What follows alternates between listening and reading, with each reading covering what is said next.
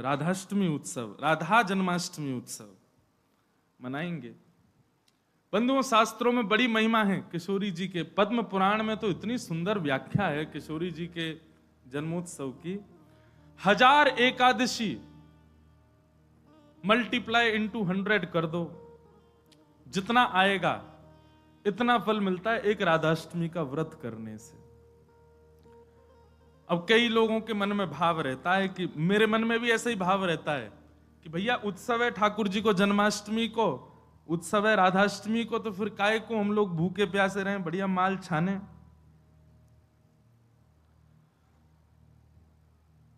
तो भाव तो रहता है, पर शास्त्रों में बड़ी महिमा है।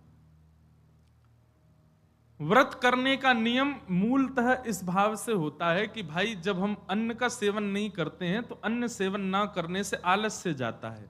अन्न सेवन ना करने से मस्तिष्क में, मन में नकारात्मक ऊर्जाएं नष्ट हो जाती हैं।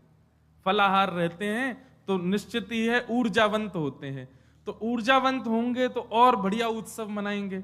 लेकिन बिल्कुल ही आहार ग्रहण नहीं करोगे तब तो फिर मतलब व्रत इसलिए करना है कि उत्सव में आपसे आपकी ऊर्जा पूरी लगे, आलस्य ना आवे, नकारात्मक भाव ना आवे, मन में कोई दुर्भाव ना आवे, इसलिए अन्न का त्याग किया जाता है। बाकी तो उत्सव में तो खूब पाओ धुआंधार, लेकिन व्रत करने से आपके उत्सव में बेहोशी आ रही है महाराज और बिना भोजन किए कुछ तो फिर उत्सव को भंग करने वाली बात हो जाएगी। उत्सव को भंग नहीं, उत्सव को सुंदर बनाने के लिए व्रत करना है। तो राधाष्टमी उत्सव पर इस बार व्रत निश्चित करो, हर बार ही करो। वैसे तो शास्त्रों में दशावतारों में 4 अवतारों के व्रत करने की आज्ञा दी है, रामनवमी और नृसिंह चतुर्दशी, कृष्ण जन्माष्टमी और वामन द्वादशी।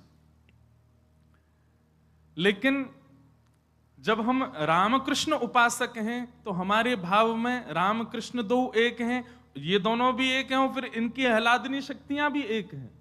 राधा कृष्ण स्वरूपाम्बई कृष्ण राधा स्वरूपिणौ कलात्मानम निकुंजस्थम गुरु रूपम सदा भजे। तो जब किशोरी जी ब्रजमंडल में ठीक ठाकुर जी का ही स्वरूप हैं तो फिर उनके लिए भी ये व्रत की क्रिया करनी है।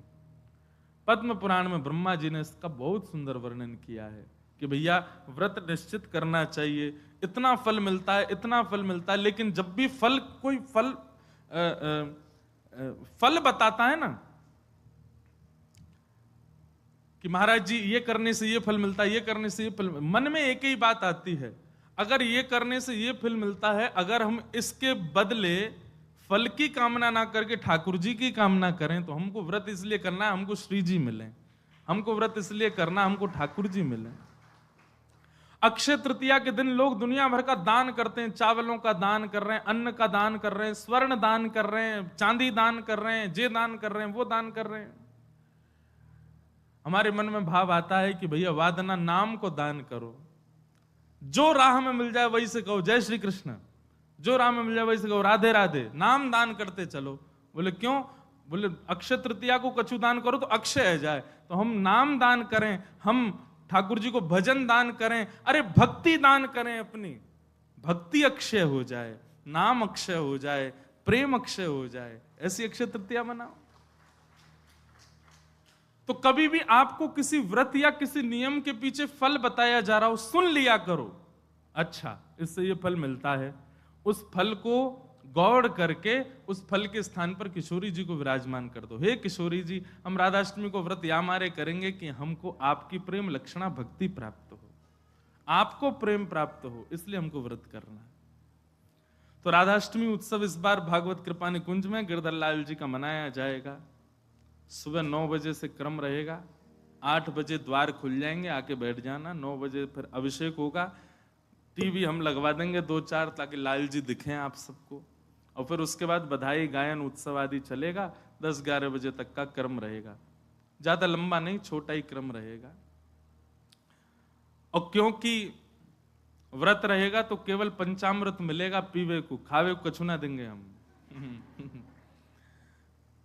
प्रसाद भी रहेगा, सब लोगों को थोड़ा थोड़ा प्रसाद बाहर ही मिल जाएगा। फिर उसके बाद राधा वल्लभ जी जाइयो, वहां पे ऊधम मचाइयो, बिहारी जी जाइए और सुनिए, राधाष्टमी को हमारे ब्रजमंडल के रसिक शिरोमणि स्वामी श्री हरदास जी का जन्मोत्सव है। फिर तटीय स्थान जाना, तटीय स्थान जाकर के स्वामी जी महाराज को प्रणाम करके आना, वहां पर खूब निधिवन राज जाना, निधिवन में जाके स्वामी जी को प्रणाम करके आना। राधाष्टमी का उत्सव तो जन्माष्टमी से भी बड़ा होता हमारे ब्रजमंडल में। तो ऐसे राधाष्टमी का भाव। अब कई लोग पूछ रहे हैं कैसे क्रम होना चाहिए, तो देखो ठाकुर जी का जन्मोत्सव मनाया जाता रात्रि 12 बजे, पर किशोरी जी जो हैं ये उदिया भाव से प्रकट हुई, मतलब सूर्य उदय जैसे ही सूर्य की प्रथम किरण पड़ी है पृथ्वी पर, बस हल्के हल्के सूर्य उदय हुआ, तभी किशोरी जी का प्रादुर्भाव हुआ। तो एक प्रकार से नहीं सुन लो, ताली बाद में बजा ले। सुबह 4:30 बजे, 4-4:30 बजे आप सबको, अगर घर में किशोरी जी विराज रही हैं स्वच्छंद भाव से, तो किशोरी जी को अभिषेक करना। वैसे हम तो दोनों उनको ही कर दें, जन्माष्टमी पे भी युगल सरकार घर के ठाकुर जी जो हैं युगल राधा कृष्ण उनको करें, और राधाष्टमी पर भी दोनों उनको ही करें। अगर घर में केवल लड्डू गोपाल विराज रहे, केवल ठाकुर जी मुरली मनोहर लाल जी विराज रहे, त्रिभंगलली ठाकुर जी, तो भी उनको अभिषेक करो, उन्हीं को ही श्री जी स्वरूपा मान करके उनको अभिषेक करो।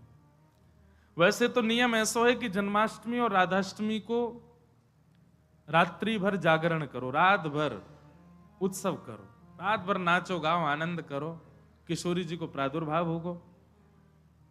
और किशोरी जी वास्तव में सेनावस्था में हो, कमल के पुष्प ले आओ और सुंदर सुंदर कमल के पुष्पन के बीच में किशोरी जी के श्री विग्रह को विराजमान रखो, वही में ही पौढ़ाओ, क्योंकि ऐसा भाव शास्त्र में है कि कमल के मध्य से ही किशोरी जी प्रकट भई। तो कमल मध्य में किशोरी जी को विराजमान करो, घर पे ठाकुर जी हैं तो ठाकुर जी को विराजमान रखो। और प्रातः काल 4 बजे है तो महाराज शंखनाद करो, बधाई गायन करो, सुंदर घंटे घड़ियाल नगाड़े आदि बजाओ, वाक्य बाद में दीप प्रज्वलन करके किशोरी जी को प्रादुर्भाव करो। फिर वाक्य बाद पंचामृत अभिषेक करो, पंचामृत अभिषेक करवे के बाद में सुंदर किशोरी जी को श्रृंगार करो, श्रृंगार करवे के बाद भोग धराओ, भोग धरा करके फिर किशोरी जी की आरती करो।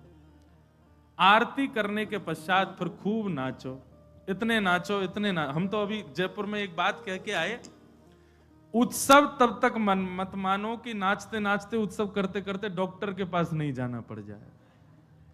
अगर आपको दवाई नहीं लेनी पड़ी तो समझो उत्सव मनाया ही नहीं आपने। शादी ब्याह होता है घर में, तो लड़की का जो भाई होता है या लड़की के पिताजी, लड़की के मामा, लड़की पक्ष के, लड़का वाले तो ऊधम करें, लड़की वाले इनकी कमर कसे, उनके जेब में 2-4 दवाई पड़ी रहती है, सिर दर्द की, पेट दर्द की। क्यों, हमारी तो बड़ी 3 बहनें, तो उनको पता है वो एक दवाई रखी रहेगी, क्यों सिर दर्द हो रहा है, सो नहीं पा रहे हैं। तो तभी ब्याह माना जाता है जब पिता और भाई ये बिल्कुल श्रमित हो जाएं, तब लगता है हाँ ब्याह हुआ। श्रमित ही नहीं हुए तो क्या बात का ब्याह। ऐसे ही उत्सव में महाराज एक आनंद की बात करें, ये नहीं जबरदस्ती कि महाराज दवाई लेनी ही पड़ जाए। जब तक इतने श्रमित नहीं हो जाओ, इतने नहीं थक जाओ कि महाराज अब कुछ नहीं हो सकता हमसे, पस्त नहीं हो जाओ, तब तक नाचते ही रहो किशोरी जी के आगे, ठाकुर जी के आगे। खूब बढ़िया उत्सव करियो, खूब नाचियो, और फिर व्रत रखो पूरे दिन। किशोरी जी को खूब बढ़िया व्यंजन पवाओ, और पवा करके वो कोई को वितरण करो, कोई अपने काजे थोड़ा रख लो, दूसरे दिन जब नौमी लगे सोवा को पाओ प्रसाद रूप में, पर वाह दिन व्रत रखो।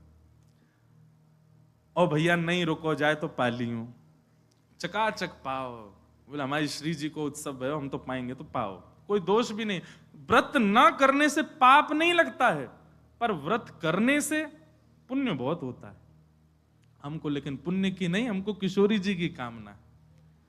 तो इस प्रकार, और फिर एक नियम सुनो, या तो संभावना बने तो सहस्त्र कमल, 1000 कमल, और 1000 कमल की भावना नहीं बने तो 1000 कोई भी पुष्प, लेकिन सुगंधित होने चाहिए, बिना सुगंध वाले नहीं। मोगरा के हो जाएं, हार श्रृंगार के हो जाएं, गुलाब के हो जाएं, और यदि व्यवस्था बन जाए तो कमल 1000 हो जाएं, किशोरी जी के अभिषेक के बाद, आरती करने के बाद, सब आरती आदि पूजन किशोरी जी को भोग लगाने के बाद, फिर उसके बाद 1000 कमल से श्री चरणों की अर्चना करो। अब अर्चना में तो कई लोग ऐसा भाव रखेंगे कि राधा सहस्त्र नाम गाओ, राधा सहस्त्र नाम से 1000 कमल चढ़ाओ, पर हमारी भावना ऐसी, गोपाल सहस्त्र नाम से चढ़ाओ। गोपाल जी के नाम से एक एक कमल ठाकुर जी, क्योंकि भैया धन धन राधिका के चरण। किशोरी जी का अभिषेक करने के बाद, भोग लगाने के बाद, आरती करने के बाद सहस्त्र कमलों से गोपाल सहस्त्र नाम पाठ करके किशोरी जी को चढ़ाओ। और वैसे तो देखो भाव बहुत सारे हैं, पर मेरा भाव तो यह कि ठाकुर जी के नाम से किशोरी जी के श्री चरणन में पुष्प अर्पित करो। पर यदि राधा सहस्त्र नाम से भी करोगे तो कोई दोष नहीं, बल्कि किशोरी जी तो सब सखियों से कहती रहती हैं, बोले कि हमारे बीच में रहो तो राधा राधा नाम उच्चारण करते रहा करो। तो ललिता जी ने एक बार पूछी, बोले हे श्यामाजू, आपके निकुंज में बैठ करके राधा राधा क्यों बोले? आपको इतनो प्रिय अपनो ही नाम? बोले मोह को प्रिय ना है। तो बोले मेरे चित्त में श्याम सुंदर बैठे, उनको प्रिय है। तो राधा राधा आप उच्चारण करेंगे तब मेरे चित्त में विराजमान ठाकुर जी सुनेंगे तो उनको सुख मिलेगा, उनके सुख के लिए मेरो नाम गाओ। तो यदि राधा सहस्त्र नाम से भी अर्चना करो तो भी ठाकुर जी प्रसन्न होंगे, और गोपाल सहस्त्र नाम से करो तो श्री जी प्रसन्न होंगे। तो दोनों भाव से आपको जो बढ़िया लगे। और कई भगत तो ऐसे भी यहाँ बैठे हैं, वो तो 2000 कमल लाएंगे, पहले राधा सहस्त्र नाम फिर गोपाल सहस्त्र नाम, दोनों उनको प्रसन्न कर देंगे। तो इस प्रकार किशोरी जी का भाव रखना और फिर पूरे दिन बढ़िया उत्सव मनाना। यहीं आ जाना 9 बजे, फिर राधा वल्लभ जी जाना, तटिया स्थान जाना, पूरे दिना ब्रजमंडल को ही रखियो वादना, तो ब्रज तज और कोई भावना चित्त में आवे ही नहीं। ऐसा भाव किशोरी जी के जन्मोत्सव पर रखिएगा। आप सब लोग खूब भाव से राधाष्टमी जन। और एक बात तो मैं भूल ही गया, हाँ, दान जरूर करना। ब्राह्मणों को बुला करके, घर में कुछ संत जनों को बुला करके, स्वयं मत पाना पकवान, उनको पवाना, उनको खूब दान दक्षिणा देना। काय बात की? बोले बधाई है, हमारी लाडली जी प्रकट भई है, वाकई बधाई बांटते रहो। नहीं तो कछु नहीं चले तो 10-10 की गड्डी ले लियो और पूरे टम्पू और रक्सान में घूमते सबन को बांटते चलो, लो भैया हमारी लाडली जू की बधाई है। अरे उत्साह, ये तो मैं बता रहा हूं मंच से, ये बताने वाली बात नहीं, आपके मन में अपने आप आनी चाहिए ये सब बातें।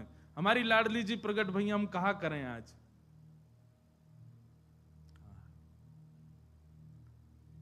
सब मत हैं हमारे शास्त्रों में कि भैया ठाकुर जी से 1 वर्ष बड़ी हैं लाडली जी। कई भाव ऐसे बताए जाएं कि 1 साल बड़ी हैं, और कई भाव ऐसे बताए जाएं 15 दिन छोटी हैं। पर अधिकतर ब्रजवासी 15 दिन छोटी वारो भाव ही माने। लाडली जी नेक छोटी हैं लाडली ठाकुर जी से, क्योंकि हमने जब राधा रसामृत कथा करी नागपुर में, 2 बार कर चुके, वह कथा को तो सुख ही अलग है। कभी कभी मैं भी सुनता हूं, इतना आनंद मिलता है, सुख मिलता है किशोरी जी के चरित्र में। तो वहां एक प्रसंग सुनाया था मैंने कि जब किशोरी जी को प्रादुर्भाव भयो तो नंदरानी यशोदा भी आई हैं लाल जी को लेकर के। तो उससे ये बात प्रमाणित होती है कि ठाकुर जी को जन्म पहले भयो है, 15 दिन बाद किशोरी जी भई हैं। पर कई लोग अपनी कई भावनाओं को सिद्ध करने के लिए जबरदस्ती फिर इसी बात पे अड़े रहते, नहीं 1 साल बड़ी हैं लाडली जी, 1 साल बड़ी हैं किशोरी जी। कईयों को ब्याह करने होते हैं ना बड़ी से, तो कह देते राधा रानी भी तो बड़ी थी।